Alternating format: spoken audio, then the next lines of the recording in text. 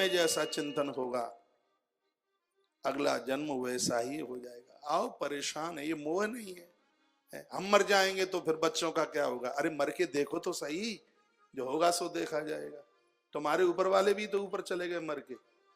तुम कैसे चल रहे थे, तुम्हारा जीवन कैसे चल रहा था, तुम चले जाओगे तो वैसे उनका भी चलेगा। उनको नहीं चिंता है कि ये मर जाएंगे तो हमारा क्या होगा, इनको चिंता है कि हम मर जाएंगे तो इनका क्या होगा। ये अविवेक है, ये अज्ञान है, यही तो मोह है। और जिसके अंदर ऐसा मोह भरा पड़ा है उसी को उत्तानपाद कहते हैं।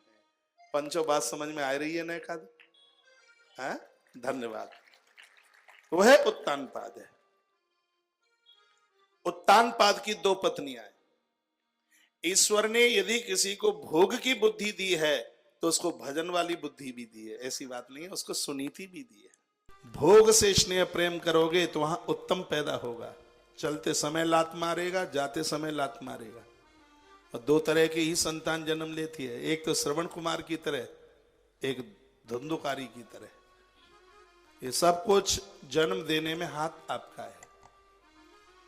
यदि औलाद बढ़िया नहीं हुई है तो दोष किसी और को मत देना, ये आपके जीवन के परिणाम है। ये अच्छे बच्चे और खतरनाक बच्चे, ये क्या है? आपका किया गया शुभ और अशुभ कर्म ही तो संतान के रूप में पैदा होता है। और ये क्या है? जो आपने जैसा किया है। मैं देखिए बिना प्रमाण के तो कोई बात नहीं कहता। धृतराष्ट्र के 100 पुत्र क्या है? धृतराष्ट्र के जीवन का परिणाम है। एक बार धृतराष्ट्र के पास भगवान केशव कृष्ण बैठे थे, सुनिए। तो धृतराष्ट्र ने कहा, हे द्वारकाधीश, यह बताइए कि मैं अंधा क्यों हो गया, मेरे पास आंखें नहीं है। ये दुर्योधन मेरी बात मानता क्यों नहीं? सबके बच्चे अपने माता पिता की बात मानते हैं, इतना हठीला है, ये मेरी बात नहीं मानता। कृष्ण कहते हैं कि दुर्योधन तुम्हारे जीवन का परिणाम है। अब वो कैसे, थोड़ा ठीक से बताइए। तब भगवान श्री कृष्ण कहते हैं, सुनिए ये कथा आपको ठीक लगेगी। कृष्ण कहते हैं, राजा पहले जन्म में भी तुम बहुत बड़े राजा थे, चक्रवर्ती साम्राज्य तुम्हारा था। एक बार एक ब्राह्मण 100 हंस के बच्चे लेके तुम्हारे पास आया और तुमसे बोला, राजा हम थोड़ा प्रयाग जा रहे हैं, माघ महीने में 1 महीना हमें वहां लगेगा, क्या तुम हमारे 100 हंस के बच्चे संभाल लोगे क्या? तुमने कहा बिल्कुल। वह ब्राह्मण चला गया। तुम्हें मांस खाने की आदत थी और 100 हंस के बच्चों को तुम भून भून करके खा गए। महीने के बाद वो ब्राह्मण चल के आया, उसने तुमसे हंस के बच्चे मांगे, तुम झूठ बोले। तुमने कहा बीमारी फैली थी तो 100 हंस के बच्चे मर के समाप्त हो गए। राजन, तुमने मांस खाया, तुम झूठ बोले, जन्म से अंधे तुम पैदा हुए।